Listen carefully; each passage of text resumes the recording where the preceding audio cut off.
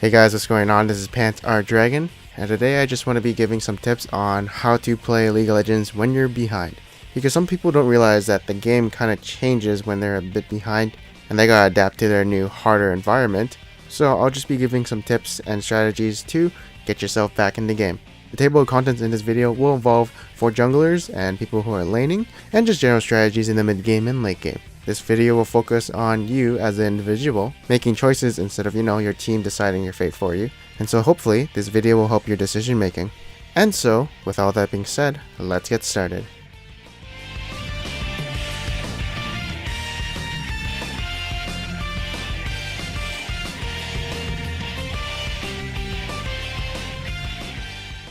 Okay, so first up, we're going to be doing laning tips. And the first tip we're going to be going over is avoid trades. So obviously you want to avoid trades as much as you can, as you'll probably lose them since you're down an item and maybe down on level. So the enemy is stronger, and if you do trade, well, you'll probably come out on the bad side of that trade. So if the enemy is like zoning you off CS, will you risk, taking harass and going for that CS in a trade, or back off and wait until you can actually get that CS with an auto attack, or however you want to get it. The next tip I want to be giving you guys is let your team carry you. So you might have the mindset where you're the carry and you absolutely must dumpster your lane or the game is over. And you don't realize that your teammates are, maybe actually winning their lanes. And then you might realize that, the game's not all about you. And so the way to let your team carry you is don't die. Like, if you stop feeding, that means your team has an easier chance of carrying you and, winning the game. So that's why I tend to play much more passively when I die and I see my other lanes are winning. Next tip, ward when you get an opening.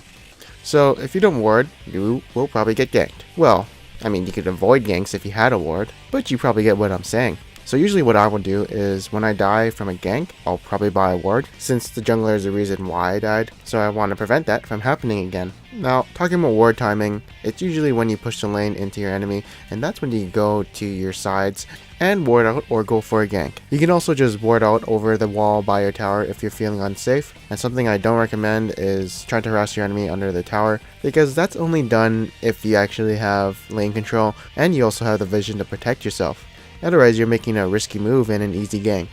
And next up, we want to build defensively. So usually when you're behind and you build defensively, you'll eventually win that lane, since resist might negate damage.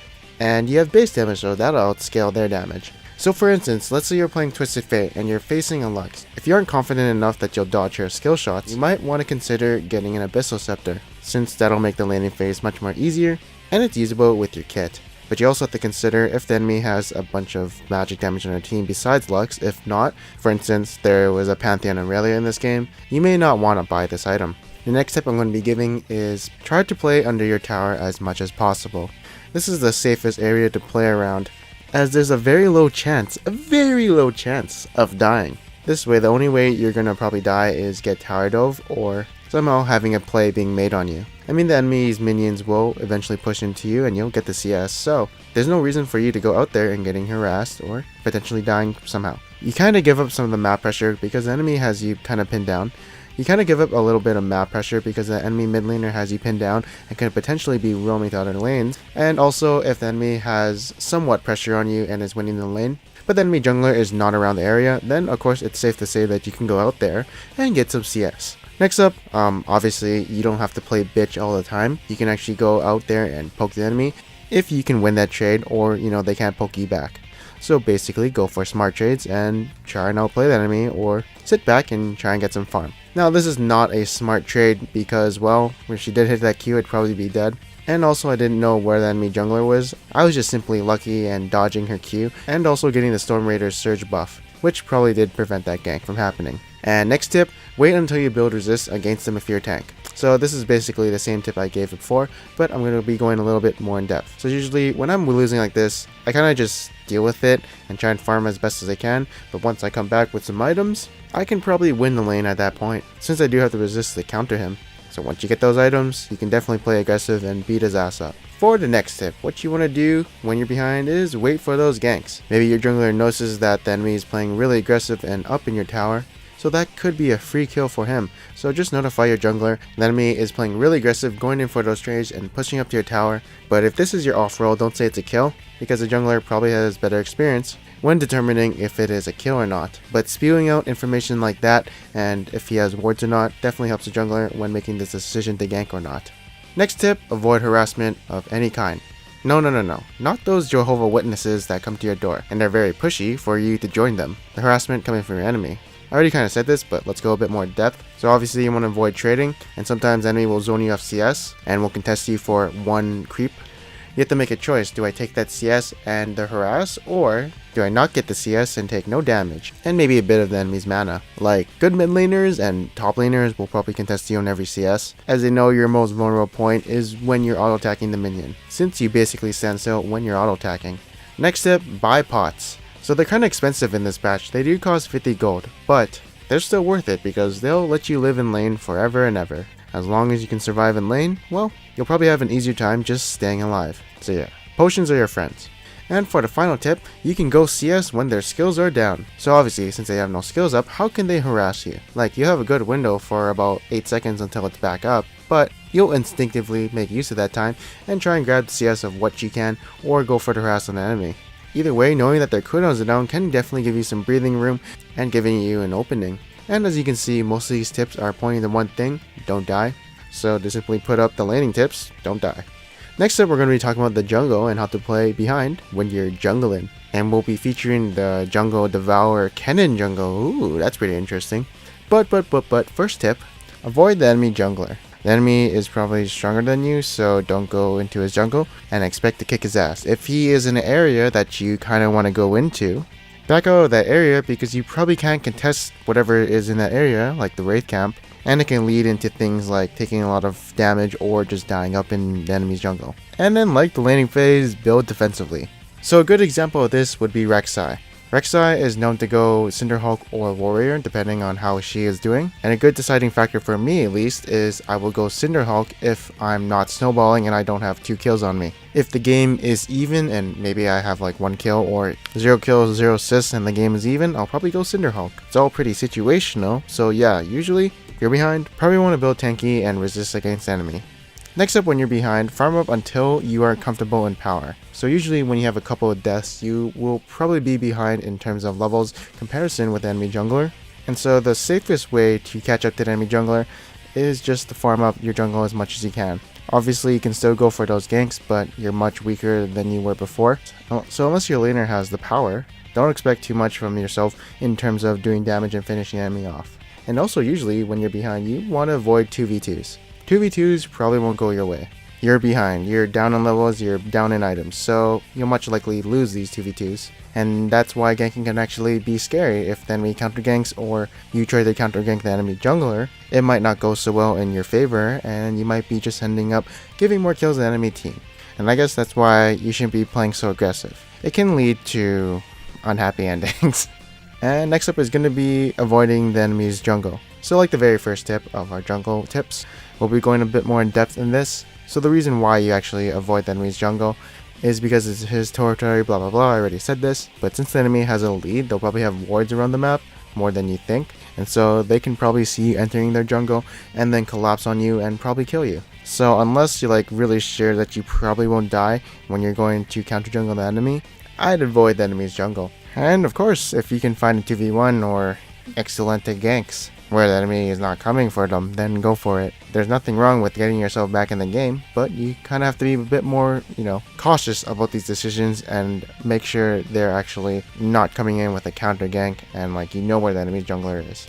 And next up, you want to support the winning lanes. So you know that tip I gave to the laners about letting your team carry you? Well, as a jungler, you can actually support them in carrying your ass by giving them wards, giving them jungle support, ganking the lane often, and just being around the area if anything happens. Things like this will definitely help your carries snowball the game, and hopefully grabbing that easy elo for you. And next up, don't do the dragon early. It doesn't really give a lot of experience points, and by early game, I mean like levels 1 to 5, so if you're a jungler who can actually do it pretty early, you will actually be putting yourself behind, but giving your team an advantage in more of the mid game, of course. But you'll probably be down 1 or 2 levels on the enemy jungler, so you won't have that early game pressure. And next tip, buy the wards or Tracker's Knife. So just getting wards for your team definitely helps them, gives your team a bit more map control, and of course gives them protection from any kind of gank. As a jungler who is behind, you won't really need the Stalker's Blade or the Skirmisher Saber, because since you aren't snowballing and making aggressive moves, you won't be using these smites offensively, and you'll be playing more passively, so it's better for you to just, help your team and play that support role. Finally, we'll be doing general tips for mid game. This is going to be the last part, so bear with me here. And so for the very first tip, it's going to be a very simple one: fight with a numbers advantage. So 5v4s, all in your favor. This is a good way to come back in the... If you see like an Aurelia top, ooh, go for it. You just might be able to get that pick onto an enemy team and get yourself back in the game. Next up will be letting an enemy team dragon. There have been so many times in lower elos where a team tried to contest the dragon even though they were considerably weaker than enemy team, and what would end up happening is they would get aced and giving up another 5 kills plus dragons to the enemy team. Now, if you guys didn't know, the important dragons are dragon number 1 and dragon number 3. Number 2 and number 4 don't really count, they suck, but obviously you have to contest dragon number 5 every time, otherwise the enemy team has big boosts on their stats and, true damage. And then you just gotta wait until the enemy throws. So in this throw, I feel like the enemy was pushing too hard after pushing out mid tower, because they went for the top tower and they kind of forgot that Twisted Fate was in the game. So they were pushing pretty hard with relatively low healths, and that's an easy opportunity for Twisted Fate to come in the game and get some picks for him and a comeback. Some other common throws would be turret diving when they can't really do that and your team just kites them, and basically the turret's just wailing on them or zoning off some teammates of the enemy. And the next tip will be stalling out the game. So this is kind of hard, but there are many ways to do this. For instance, wave clearing. Wave clearing definitely stalls out the game, as they can't really push towers if they have no minion, so you can just sit back, kill the minions, and well, they can't get a tower, usually. And next up will be split pushing and pushing waves. So split pushing or pushing waves definitely attracts a lot of attention. Doing this will either have two things happen: have the enemy come on a wild goose chase and send a bunch of members to kill you, and obviously you don't want to die because that's actually better for the enemy team, but if you have the vision to just kind of back out after pushing the wave, they kind of have to send someone to deal with that wave and then, basically stalling out the game. And then go for picks if you have a good pick comp. Getting picks can definitely get you a comeback into the game. So if you see someone kind of out of position and you're grouped up and you can kill them, go for it. Pick comps and assassins like Rengar and Twisted Fate can definitely make a move onto the enemy, and the enemy can't really do anything if they're down a member, and you can fight them 5v4. And of course, warding up will help, since you can see where the enemy is going, what their next move is, and you can plan out yourself what you should be doing to counter their movement. And next up is going to be, if the enemy has Baron, you're probably gonna drop some objectives, especially the inner turrets, because they drop fairly quickly now and minions do get a pretty good buff. So it's not hard for the enemy to knock these towers down, and you're just gonna tell your team to back away from towers, since it is kind of uncontestable. Although the inhibitor turrets, yeah, those are the things you gotta protect, since you don't want the enemy getting a free inhibitor. And yeah, that is it for this video. I hope you guys enjoyed it. Let me know what you guys thought about this videos and whatever ideas you kind of want me to do a video on in the comments below. And also if this video actually did kind of help you get some insight on how to play behind, because that's definitely what I want to see, if this guide is actually helping people or not. And yeah, if you want to support my channel and you enjoyed this video, or this video actually did help you, definitely give this video a thumbs up. But if you didn't like it for whatever reason, then yeah, give a dislike. Anyways, thank you guys for watching this video. I hope you guys enjoyed it. I'm Pads of Dragon, and I'll see you guys next time.